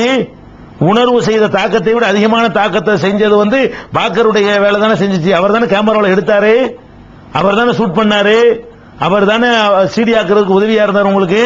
அதனால கலர்ல காசு இருந்தா போடுங்க. நஷ்டப்பட்ட ஒரு வருஷத்துக்கு பத்திரிகை என்னை கேட்பாங்க, காசு இல்லாம இருக்கு, அதுக்காக சொன்னேன். அடுத்து என்ன? உணர்வை என்னிடமிருந்து பறித்துக் கொண்டார்கள். எல்லாம் ரெக்கார்டு பேப்பர் கையெழுத்து வச்சு தானே பேசுறீங்க. முதல்ல அப்படி பேசுவோமா? உணர்வுடைய முதல் இதழ் எடுங்க, கடைசி இதழ் வரைக்கும் எடுங்க, இடையில எந்த இதழும் விட வேணாம். முதல் இதழ்ல இருந்து கடைசி இதழ் வரைக்கும் எடுத்து பாத்தீங்கன்னா எடிட்டர் இறைநேசன் தான் அதுல இருக்கும். இடையில ஒரு ஆள் ஜவாஹிர்லா வந்து 1.5 வருஷம் மாறினார் இல்ல. ரெக்கார்ட்ல எந்த ஒரு இஷ்யூலையாவது எடிட்டர் ஜவாஹிர்லா என்று வந்திருக்குதா? ஜவாஹிர்லா புனை பேர் வந்திருக்குதா? என்ன எடுக்கிறவங்கள்ட்ட எடுக்கிறது இறைநேசன் தான் இருந்துகிட்டு இருக்கு. இப்போ எடிட்டர் இறைநேசன் தான் எடிட்டர் போடப்பட்டிருக்கிறது. அது இன்னைக்கு வரைக்கும் மாற்றம் செய்யப்படவே இல்லை. அப்படிங்கும் பொழுது உணர்வு நான் தான் எடிட்டரா இருந்தேன் பறித்துக் கொண்டார்கள்னா எங்க இருந்துச்சு இருக்க நம்ம மினிட்ல கையெழுத்து இருக்குதா? உங்கள்ட்ட கமிட்டில கூடி ஒப்படைச்சது ஏதாவது ஆதாரம் வச்சுக்கிறீங்களா? ஏற்கனவே இருந்த எடிட்டர் ரிசைன் பண்ணிட்டு உங்களை எடிட்டர் நியமிச்சதுக்கு ஏதாவது வச்சிருக்கீங்களா? இல்ல. பப்ளிஷர் வெளியிடுபவர் ஜெயினுல்லாபுதீன் இருக்கு உணர்வுல. ஃபர்ஸ்ட் எடுத்தீங்கன்னா ஒரு வருஷத்துக்கு முன்னாடி வரைக்கும் என் பேர் தான் இருக்கும். ஒரு வருஷமா பி அன்வர் பாஷான்னு மாற்றப்பட்டிருக்கிறது. ஒரு வருஷமா அன்வர் பாஷா பப்ளிஷர் வரும். அன்வர் பாஷா இப்ப நம்ம கூட தான் இருக்கிறாரு. இப்போ செக்ரட்டரியா இருக்காரு ட்ரஸ்ட்ல, உணர்வுக்கு பப்ளிஷரா இருக்கிறாரு. பப்ளிஷராகவும் நீங்க இருக்கல. பப்ளிஷராகவும் ஒரு வருஷம் அன்வர் பாஷா இருக்கிறாரு, மற்ற காலமெல்லாம் நான் தான் இருந்துகிட்டு இருக்கிறேன். அப்ப உணர்வுடைய ஆசிரியராகவும் நீங்கள் இல்ல, நான் தான் இருக்கிறேன். உணர்வுடைய வெளியீட்டாளராகவும் நான் தான் இருக்கிறேன். உணர்வை நடத்தக்கூடிய முஸ்லீம் மீடியா ட்ரஸ்டுடைய சேர்மனாகவும் நான் தான் இருக்கிறேன். அதனுடைய செக்ரட்டரி அன்வர் பாஷா இருக்கிறாரு, அதனுடைய பொருளாளரா எல்லாம் சேர்க்க இருக்கிறாரு. நாங்கெல்லாம் இப்ப ஒன்னா தான் இருந்துகிட்டு இருக்கிறோம். இதுல உங்கள்கிட்ட எப்ப இருந்து எப்ப கைப்பற்றணும்? பேப்பர் கையெழுத்தை வெளியிட முடியுமான்னு கேட்கறதுக்கா இந்த கேள்வி? அனைவரும் போட்ட கையெழுத்தை காட்ட இயலுமான்னு கேக்குறீங்கல்ல. அதாவதுங்க 22ஆம் தேதிக்குள் அனைவரிடம் கையெழுத்து பெற்று தர்றேன்னு எழுதி தந்துவிட்டு கையெழுத்தும் போட்டு தராம அனைவரின் கையெழுத்தை காட்ட இயலுமா அப்படின்னு இந்த பேப்பர்ல எழுதுனதை வைத்துக் கொண்டு பேசுறீங்களே. நான் உங்கள்ட்ட சவால் விடுறேன், 1.5 வருஷமா நீங்க எடிட்டரா இருந்தீர்கள் என்பதற்கான ஆவணத்தை வெளியிட இயலுமா? நான் தான் 1.5 வருஷமா எடிட்டரா இருந்தேன் அப்படி ரெக்கார்டு வெளியிட இயலுமா? எடிட்டர் என்பதற்கான சான்று உங்களுக்கு காட்ட இயலுமா? அது ஏதாவது ரிஜிஸ்ட்ரேஷன் கவர்மெண்ட்ல கொடுத்த அப்ளை பண்ண காப்பியை காட்ட இயலுமா? எழுதி கொடுத்த பேப்பரை கொண்டாந்து காட்ட இயலுமா? அப்ப 1.5 வருஷமா எடிட்டரா இருக்குங்கிறத நீங்க நிரூபிக்கணும் எழுத்து மூலமா. ஒரு காலத்தில் நீங்க எடிட்டரா இருந்தது இல்ல. உணர்வுல எடுத்து பார்த்து யார் வேணாலும் பார்த்துக் கொள்ளலாம். ஏன் இதை சொல்றேன்னா எழுத்து தான் நீங்க பேசுறீங்க. எழுத்துக்காக எழுத்து என்ன யதார்த்தம்? நான் சில புக் எழுத வேண்டியிருந்துச்சுங்க. தற்காலிகமா அந்த வேலை இருக்கிறா, நீங்க கொஞ்ச நாள் பாத்துக்கிறீங்கன்னு ஒரு ஆள்கிட்ட ஒப்படைக்கிறேன். அலாவுதீன் கொஞ்ச நாள் ஒப்படைச்சேன். அவர் கொஞ்ச நாள் பார்த்தாரு, இவர் கொஞ்ச நாள் பார்த்தாரு. என் வேலை முடிஞ்சு நான் வந்து எடுத்துக்கிறேன். இதான தவிர ஓரளவு நானா கொடுத்த வாய் வழியா சொன்னது. நீங்க எழுத்து உங்களை எடிட்டரா நியமிக்கலாம் கிடையாது. ஒரு உதவி செய்யறதுக்காக வேண்டி கொஞ்ச நாள் பாத்துக்கிறீங்கன்னு சொன்னா உடனே நீங்க தான் எடிட்டர் ஆயிடுறதா? இதான் அதுல ஒண்ணு நடப்பு. ஒற்றுமையிலிருந்து என்னை நீக்கிட்டாங்க. யார் நீக்கினது? நோட்டீஸ் கொடுத்திருக்காங்க உங்களுக்கு. ஒரு இயக்கத்தினுடைய நீங்க தமுகவுக்கு தலைவரா இருக்கலாம். முஸ்லீம் மீடியா ட்ரஸ்டுக்கு அவர் தானே செக்ரட்டரி, உணர்வுக்கு அவர் தானே பப்ளிஷர். பப்ளிஷர் வந்து தனக்கு கீழே வேலை பார்க்கிறவர்கிட்ட விளக்கம் கேட்டு நோட்டீஸ் அனுப்புனா தப்பாது. நீங்க வாணியம்பாடி காலேஜில் வந்து பணியாற்றுறீங்க, உங்களுக்கு நோட்டீஸ் அனுப்புனாங்கன்னா நான் தமுக தலைவர் எனக்கு நோட்டீஸ் அனுப்பலாமான்னு கேட்பீங்களா? நீங்க ஒற்றுமையை பொறுத்த வரைக்கும் நீங்கள் அதில் பணியாற்றுகிறீர்கள். அன்வர் பாஷா பப்ளிஷரா இருக்கிறார். அன்வர் பாஷா கேட்கிறாரு, எதுக்கு அட்டையில வந்து மாற்றம் செஞ்சீங்க, வாரம் விட்டு வாரம்ன்றத எதுக்கு நீக்கினீங்கன்னு கேட்கிறாரு.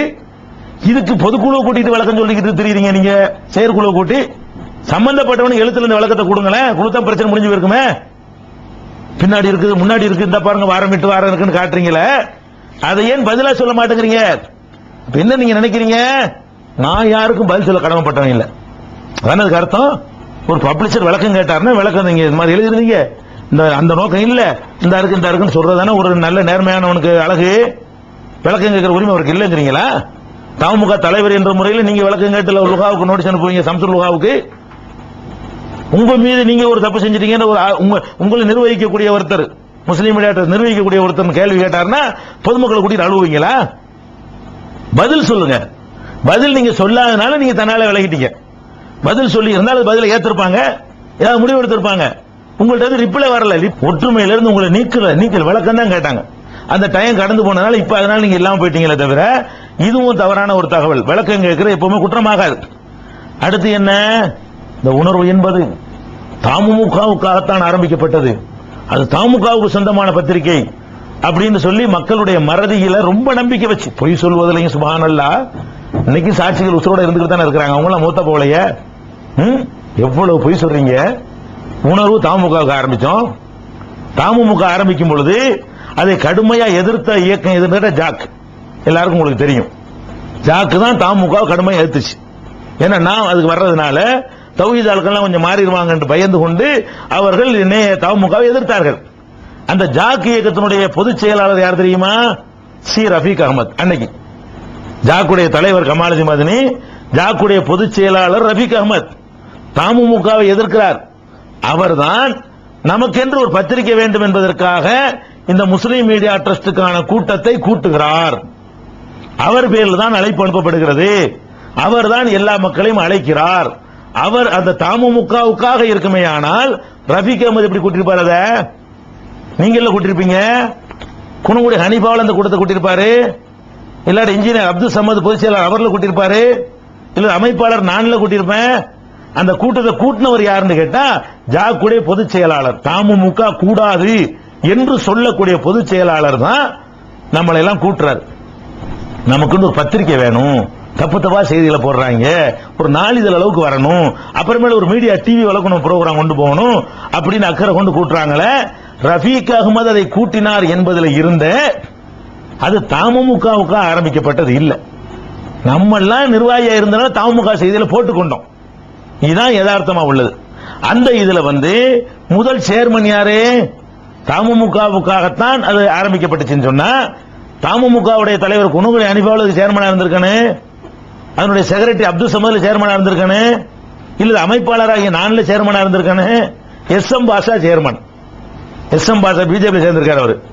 அவர் தான் சேர்மனா இருக்கார். பிஜேபி சேர்ந்துருவாருங்கிற ஒரு ஆள் தான் அவரும் அழைக்கப்பட்டிருந்தார். அதுல ஒரு எழுத்தாளர், உருது எழுத்தாளர், அவர் முசல்மான்ங்கிற பத்திரிகையில் எழுத்தாளராக இருந்தாரு. அதனால அவர் அழைச்சிருந்தாங்க. ஒரு எழுத்தாளர் இருந்தா நல்லா இருக்குமே. அப்ப எழுத்தாளர் அடிப்படையில் தான் அவர் சேர்மனா தேர்ந்தெடுக்கிறாங்களே தவிர எந்த அடிப்படையில் இல்ல, தமுக என்ற அடிப்படையில் இல்ல. அதனாலதான் தமுமுகவை சேர்ந்த ஹைதர் அலி கூட இந்த டெஸ்ட்ல கிடையாது. தமுகவை சேர்ந்த ஹைதர் அலி கிடையாது, அலாவுதீன் கிடையாது, பாக்கர் இருக்கிறாரு, நான் இருக்கிறேன். தமுகவில் இல்லாத சகோதரர்கள் இருக்கிறாங்க, குணமுடி அணிவா கிடையாது அதுல.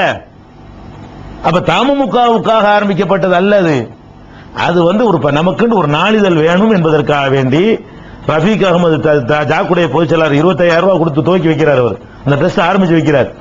அவர் தான் இன்விடேஷன் கொடுத்தார், அவர் தான் எல்லாத்தையும் அழைத்தார், அவர் தான் கூட்டினார், அவர் தான் இந்த டெஸ்ட்டை உருவாக்கினார். அதனால நம்மளும் அதுல இருக்கிற காரணத்தினால சமுதாய செய்திங்கிற அடிப்படையில் தமுக செய்தி மற்றவங்க செய்தியும் போட்டுக்கிட்டு வந்தமே தவிர அதை என்ன மக்கள் மறந்திருப்பாங்க நினைத்துக் கொண்டு 2-3 வருஷம் பத்திரிகையில் அப்படி ஆக்கிட்டாங்க.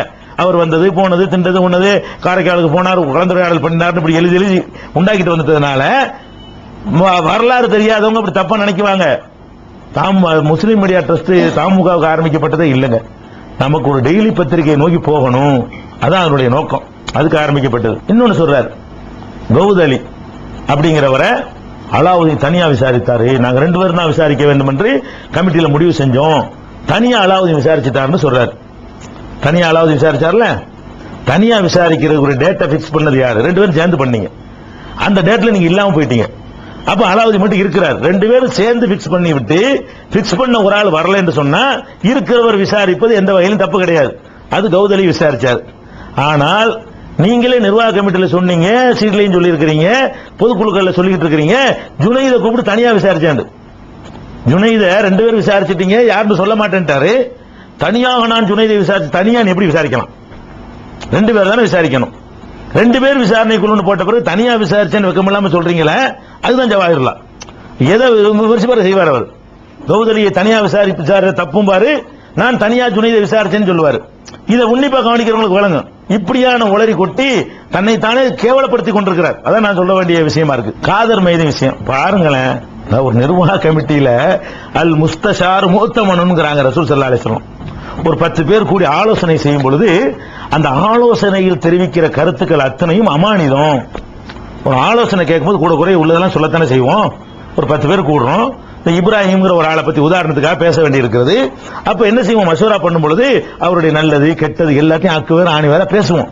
அது அதுக்குள்ளே வச்சுக்கிறணும். மசூராவில் வைக்கப்படுற செய்திகள் அமானிதமானதுன்னு ரசூல் ஸல்லல்லாஹு அலைஹி வஸல்லம் சொல்றாங்க.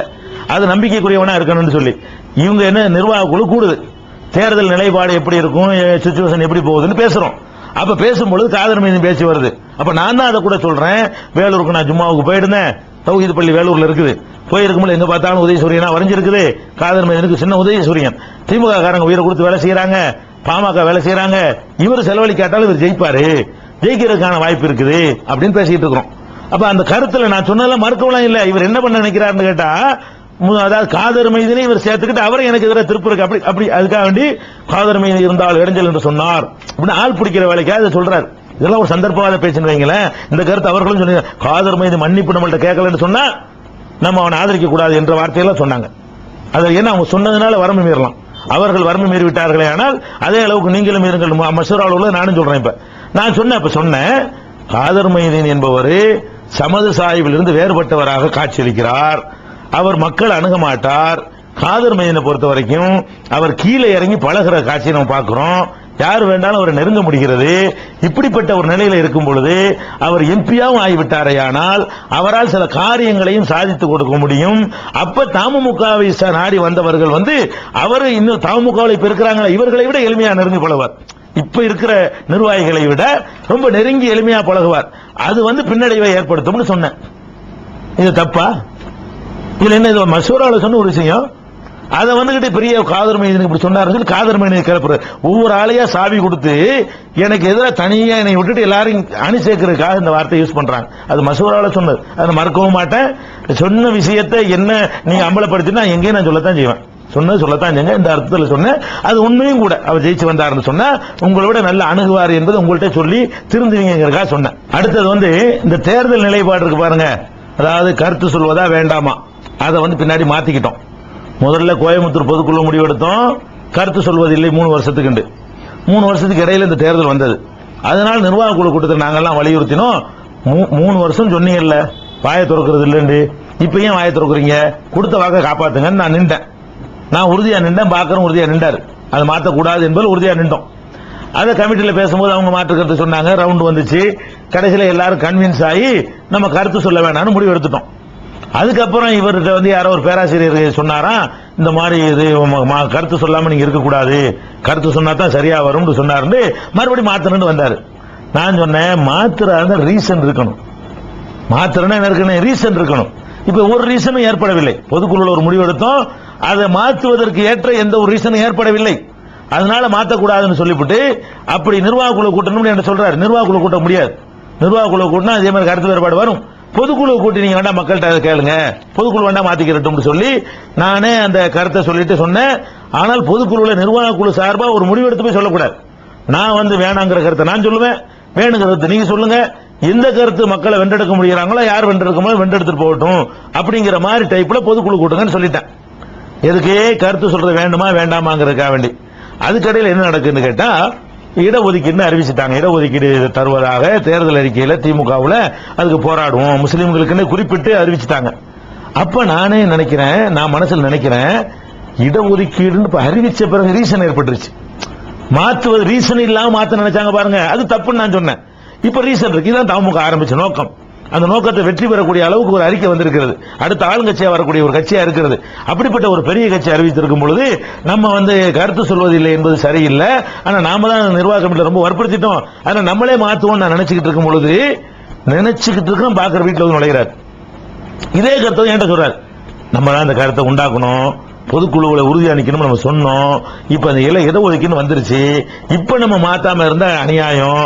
நல்லது ஒருத்தன் செய்ய வரும்போது கூட நம்ம ஆதரிக்கலன்னு சொன்னா நாளைக்கு ஒருத்தன் சமுதாயத்துக்கு நல்லது செய்ய மாட்டான். நம்ம ரெண்டு பேரும் இதை சொன்னதுனால நம்ம ரெண்டு பேருமே நம்ம நிலையை வாபஸ் வாங்கிக்கிறோம்னு சொல்றாரு. உடனே ஜவாஹர்லால் போன் அடிச்சு அவர் பேசுறாரு, எங்களுக்கு கருத்து சொல்வதில் ஆட்சேபனை இல்ல, இப்ப ஒரு ரீசன் ஏற்பட்டுருச்சு, நீங்க கருத்தை கேளுங்க, நல்ல பொதுக்குழு கூட்டுங்கன்றாரு. என்கிட்ட கேட்டா நானும் போன பண்ணி சொல்றேன், எனக்கு மாற்றம் இல்ல, மற்ற நிர்வாகிகளையும் கலந்துக்கிறங்க, இதுக்காக நிர்வாக கமிட்டியை கூட்ட வேண்டியது இல்ல, என்னுடைய கருத்தை வந்து கருத்து சொல்லக்கூடாதுன்னு சொன்னேன்ல, அதை நான் இப்போது மாத்திக்கிறேன். ஏன் மாத்துறேன்னு கேட்டா, இடஒதுக்கீடு வந்ததுனால நான் மாத்திக்கிறேன். இது ஒரு ரீசன் இருக்கு, மக்கள் ஏத்துக்குருவாங்க. அதை விட சிறந்தது ஒன்றை காணும் பொழுது முறிக்கலாம் இருக்கு சத்தியத்தை உறுதிமொழிய. இது ஒரு சிறந்ததை கண்ணால கண்டுட்டோம் அப்படின்னு ஒரு காரணத்தோட நான் சொல்றேன். அதுக்கப்புறம் இந்த பொதுக்குழு கூட்டம் ஏற்று வருது, நிறைய செலவாகும் வருது. அப்புறம் என் அவர் தான் கேட்கிறாரு, மசூரா போன்ல மசூரா பண்றாரு. அப்ப வைகோ அந்த மாதிரி பொதுக்குழு கூட்டும் போது போஸ்ட் கார்டெல்லாம் கூட்டினாங்க, அந்த மாதிரி கருத்து கேட்டலாமான்னு கேட்டாரு. கருத்து கேட்கலாம், அது நல்லா இருக்குன்னு நானும் சொன்னேன். அதுக்கப்புறம் என்ன போஸ்ட் கார்டுல கருத்து கேட்டாங்க, கருத்து சொல்லலாமா இல்லையான்னு கேட்கும்போது நானும் சொல்லலாம் ஆம் என்று கையெழுத்து போட்டு கொடுத்திருக்கிறேன். எனக்கு அதுல மாற்று கருத்து கிடையாது.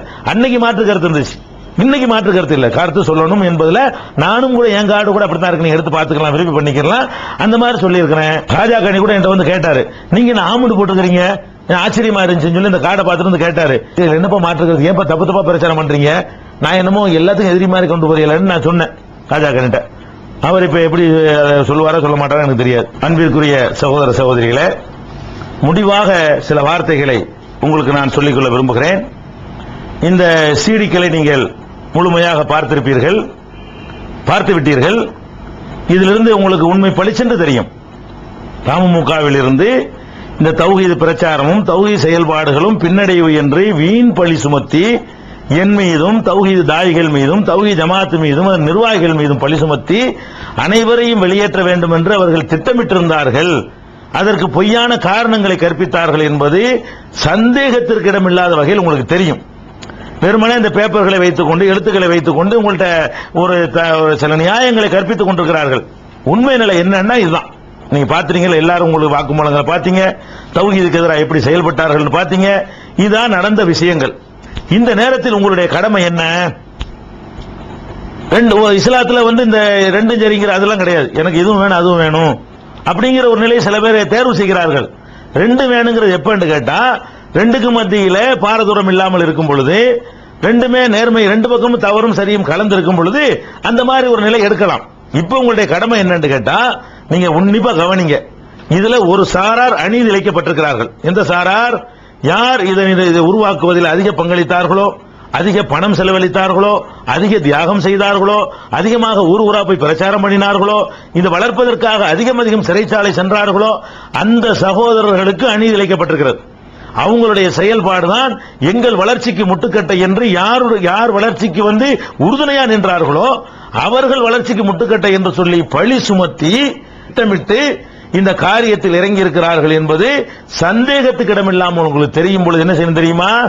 அல்லாஹ் குர்ஆன்ல சொல்றான், மீண்டும் நான் நினைவுபடுத்துகிறேன், ஒயின் தாயிஃபத்தானி மினல் முஃமினீன் அக்ததுல் முஃமின்கள்ல இரண்டு சாரார்கள் சண்டையிட்டுக் கொள்வார்களே ஆனால் ஃபஸ்லிஹு பைனஹுமா, ரெண்டு பேருக்கு மத்தியில் நல்லிணக்கத்தை ஏற்படுத்துங்கள். ஃபைம்பகத் இஹ்தாஹுமா அலல் உக்ரா, ஒரு கூட்டம் இன்னொரு கூட்டத்துக்கு அநீதி இழைத்திருக்குமே ஆனால் ஃபகாத்துல் லதி தபகி, அநீதி இழைத்த கூட்டத்தை எதிர்த்து யுத்தம் செய்யுங்கள்.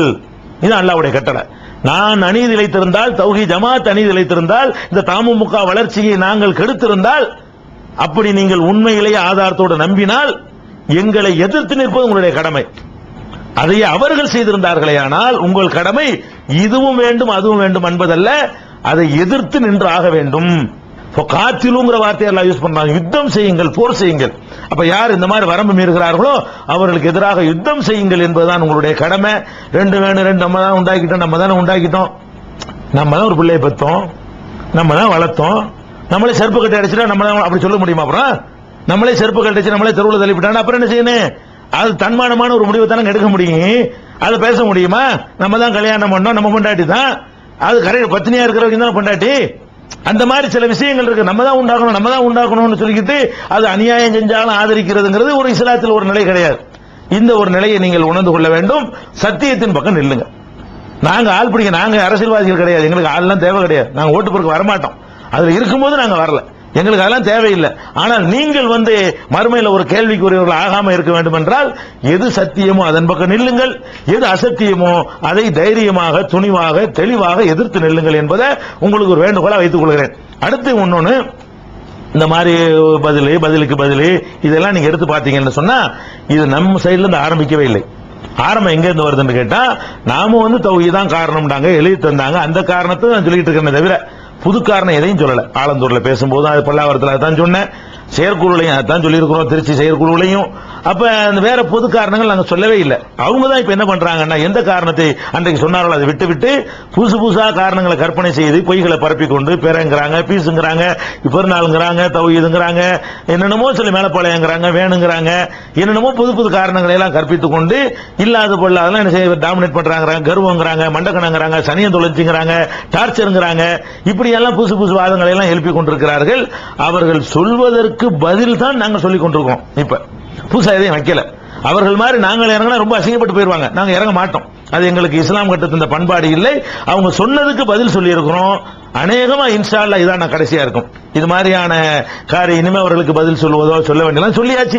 இதுக்கு பிறகு அதான் சரி நினைக்கிறோம், நினைச்சிட்டு போங்க, உண்மை வழங்குறோம் வழங்கிட்டு போங்க, நாங்க விட்டுட்டோம். இதுக்கு பிறகு அவர்கள் என்ன எத்தனை கீசட் போட்டாலும் செய்தி போட்டாலும் எங்கள் சைட்ல இருந்து இது சம்பந்தமா எந்த விதமான விமர்சனங்கள் நாங்கள் முடித்துக் கொள்கிறோம். பிரச்சனை முடித்து விட்டோம். சத்தியத்தை உணர்ந்து கொண்டு எங்களுக்கு தௌஹீத் தான் முக்கியம் என்று முடிவெடுத்து சத்தியத்தின் பக்கம் நிற்கக்கூடிய மக்களுக்கு சில செய்திகளை சொல்கிறேன்.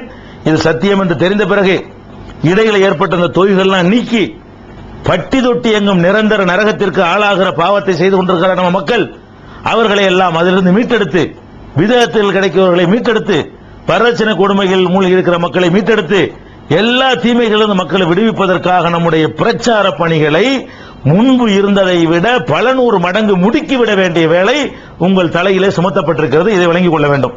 அடுத்ததாக சமூக பணிகளிலும் நம்ம பின்தங்கி விடக்கூடாது. இஹ்லாஸ் இல்லாமல் பல பற்றைகளால் சேர்ந்து கொண்டு செய்ததால் ஏற்பட்ட அந்த அனுபவத்திலிருந்து நம்ம பாடம் கற்றுக்கொண்டு ஒரு கொள்கை உடையவர்களை கொண்ட இந்த தௌஹீத் ஜமாத் மூலமாக சமூக பணிகளிலே மருத்துவ உதவிகள் செய்ய வேண்டும், மக்களுக்கு தேவையான உதவிகளை செய்து கொடுக்க வேண்டும், அரசாங்கத்துடைய உதவிகளை பெற்றுத் தர வேண்டும், அவர்களுக்கு பிரச்சனை என்று வந்தால் அதிகாரிகளை அணுகி அவர்களுக்கு நியாயம் பெற்று தர வேண்டும், அநீதி இழைக்கப்படக்கூடிய மக்களுக்கு நியாயங்களை வாங்கி தர வேண்டும். இந்த மாதிரியான பள்ளிக்கூட பிள்ளைகளுக்கு புத்தகங்கள் வாங்கி கொடுக்க வேண்டும், ஹத்னா முகாம்கள் நடத்த வேண்டும், மருத்துவ முகாம்கள் நடத்த வேண்டும், பொது மருத்துவ முகாம்கள் நடத்த வேண்டும், கண் சிகிச்சை முகாம்கள் நடத்த வேண்டும், இரத்த தானங்கள் நடத்த வேண்டும். இப்படி நம்முடைய பணிகள் நிறைய பரவி கிடக்கிறது. முஸ்லிம் அல்லாத மக்களுக்கு இஸ்லாத்தை எடுத்துச் சொல்கிற மிகப்பெரிய பணி நம்ம மேல இருக்கிறது. நமக்கு வேலைகள் அல்லாஹ் இன்னும் சிறப்பான முறையில் நம்மளை பயன்படுத்துவதற்காக கூட இதுல ஒரு நன்மையை அல்லாஹ் ஏற்படுத்தி இருப்பான். எதுவும் கெட்டது கிடையாது. எல்லாம் அல்லாஹ் அவனா தமுக எப்படி அவனை தான் நம்ம தள்ளலாம், கொண்டு போய் தள்ளி விட்டான். நம்ம வளரும் எதிர்பார்க்கவே இல்லை. அது இன்னைக்கு அவனாவே நம்மளை ஒரு கொள்கை அடிப்படையில் வெளியேற்றி இருக்கிறான் என்று சொன்னால் அதுலயும் ஒரு கயிறு இருக்கும். நாமளும் இஹ்லாஸோட எல்லாரும் உழைக்க வேண்டும். முன்பு இருந்ததை விட இதே பேர் எந்த ஒரு தயக்கமும் உங்களுக்கு வேண்டாம். அச்சம் பயம் ஏதோ ஆயிருமோ, இனிமே பிடிச்சி மிதிச்சு போடுவாங்களோ, அதெல்லாம் செய்ய முடியாது. தௌஹீத்காரர்களும் களத்தில் இறங்கி நின்று போராடுவார்கள் என்பதை நம்ம காட்டுவோம். இன்னொன்றை நான் உங்களுடைய கவனத்துக்கு கொண்டு வருகிறேன்.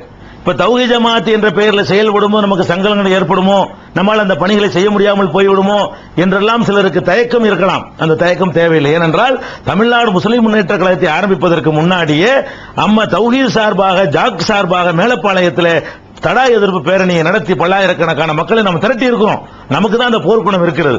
அதே மாதிரி ஆரம்பத்தில் 95 நடந்த பாக்கரை விடுதலை செய்வதற்காக நடந்த பேரணியாகட்டும், ரிபாய்க்காக நடந்த உண்ணாவிரதமாகட்டும், அதில் எல்லாம் நிறைத்தவர்கள் யார் என்று கேட்டால், களத்தில் நின்றவர்கள் யார் என்று கேட்டால் இந்த தௌஹீத் சகோதரர்கள் தான்.